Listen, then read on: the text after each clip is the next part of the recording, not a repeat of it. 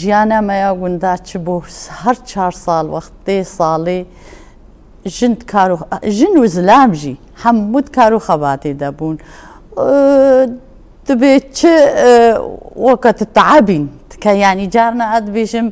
ئەدبێ ئەف دایکێمە چقات تعابین بەس ئەو تعباوە هەم جسەدیەن فێدەداوە هەم سەحیاوە باش دەبوو هەم هەر تشتێوە پێرە باش دەبوو تشتێوە کە دبێژی کە تشتێ مونەت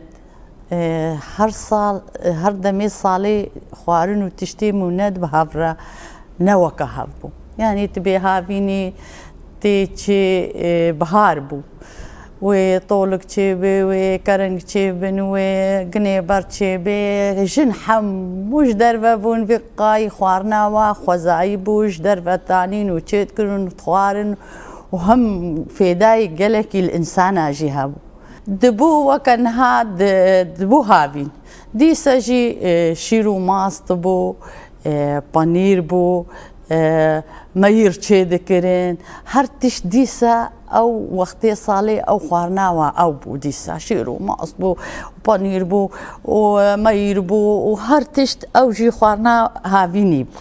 دایکێ مەزانی بوون چ قارون وێ ساڵێ خەرجکن دبوو دەمێ پاییزی دیسەژی خەڵکی ئاڤباجان چێ دەکرد خەڵکێ ساوار دەکەلا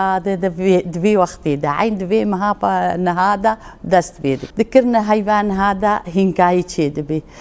دجەمدی هەم زواژی دبێ تاڤک بەرۆ لێ دێ زواد بێ هۆگۆ دبێ ئێوار لێ جەمدێ هینکایی چێ دبێ درستترە